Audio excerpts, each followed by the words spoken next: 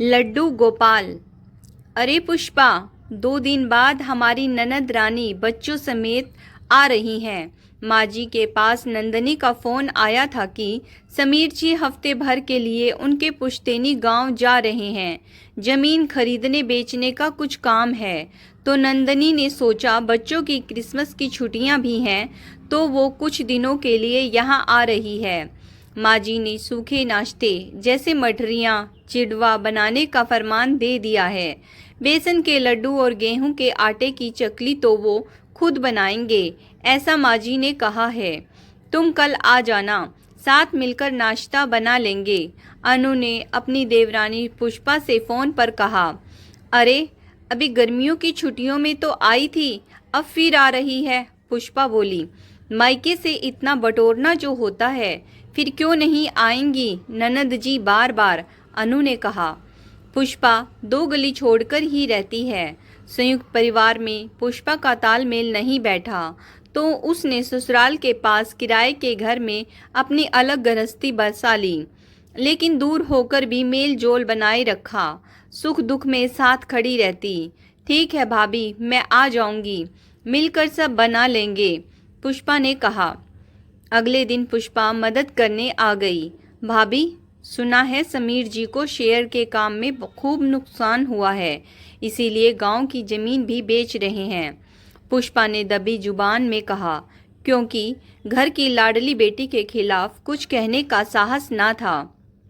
तुम्हारे जेठ जी को माँ जी से कहते सुना था, हमें तो कुछ बताते नहीं, हमने भी पूछना छोड़ दिया है।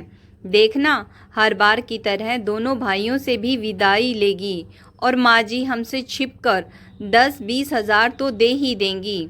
बाबूजी की पेंशन के पैसे ननद रानी की झोली में जो तो जाते हैं। अभी 6 महीने पहले माँ जी कह रही थी कि उनकी सोने की अंगूठी नहीं मिल रही है। जब नंदनी आई थी जरूर उसी को अंगूठी दी होगी।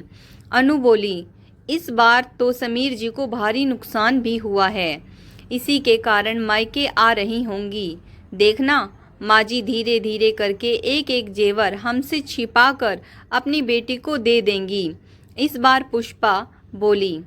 धीरे बोलो, अगर गलती से भी किसी ने सुन लिया तो लेने के देने पड़ जाएंगे।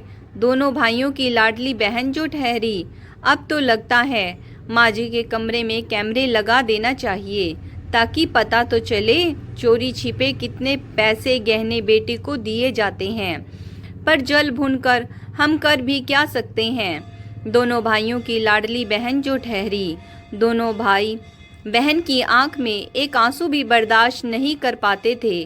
समय आने पर नंदनी की शादी समीर जी से हो जाती है, जिसका अपना खानदानी कपड़ों का बिजनेस था। हर तरह से सुखी थी नंदनी, पर कहते हैं ना, समय एक जैसा नहीं रहता। परिवार चलाने के लिए समीर खानदानी बिजनेस से हटकर शेयर मार्केट का काम शुरू कर लेता है। कभी नफ़ा होता, कभी नुकसान, पर अभी कुछ समय से उसे नुकसान पर नुकसान उठाना पड़ रहा था।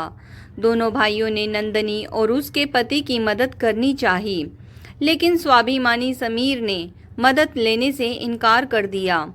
समीर ऐसी मुश्किल घड़ी में उसके हिस्से में मिली जमीन को बेचकर परिस्थिति सामान्य करने की कोशिश कर रहा था।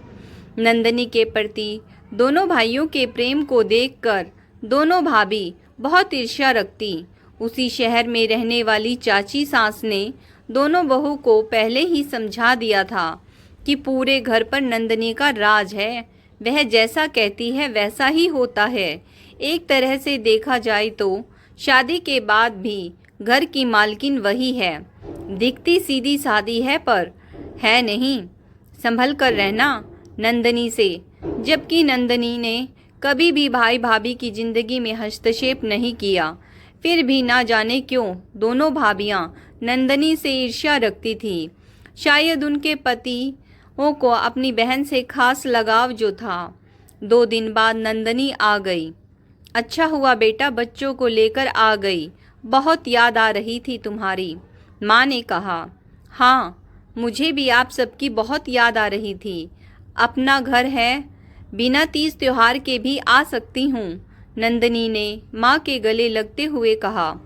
नंदनी भाभी के साथ रसोई में मदद करवाती, भतीजे भतीजी के साथ खेलती, माँ के सर पैर की मालिश कर देती, भगवान का मंदिर सजाती, 1 मिनट को भी मेहमान बनकर ना रहती।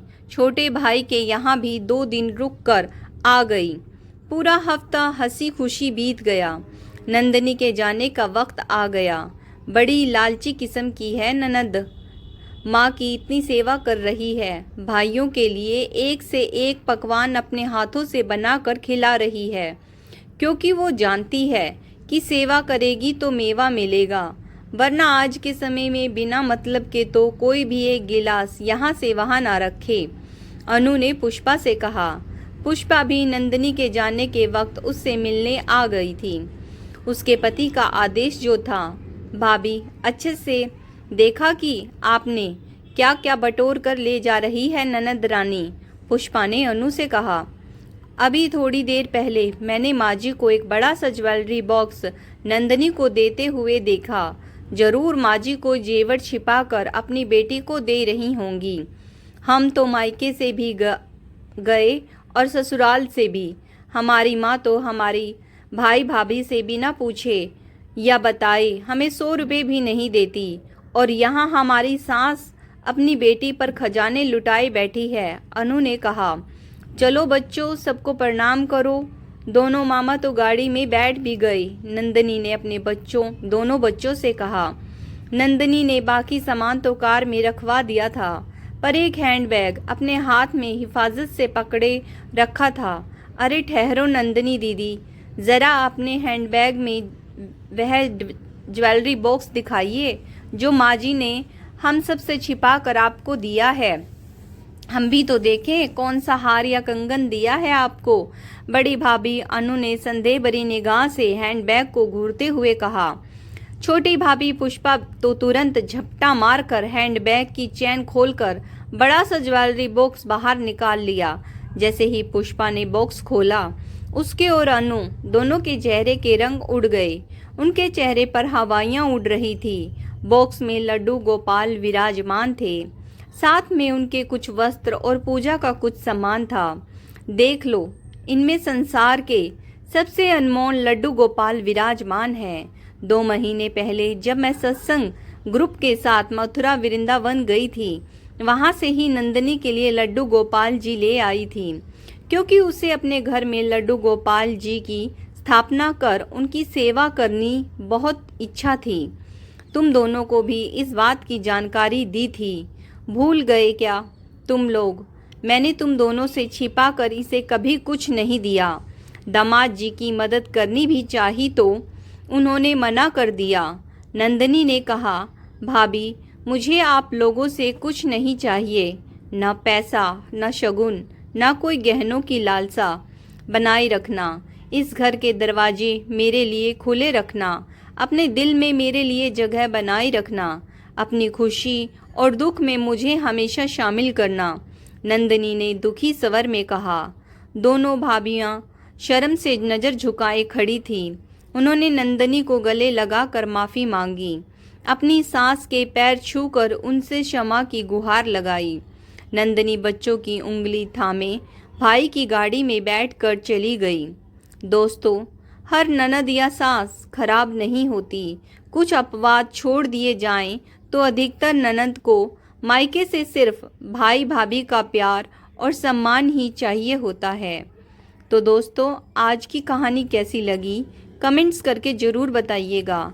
अगर आपको कहानी पसंद आई है, please like, share and subscribe my channel stories by Sunita Saini. Video को यहाँ तक देखने के लिए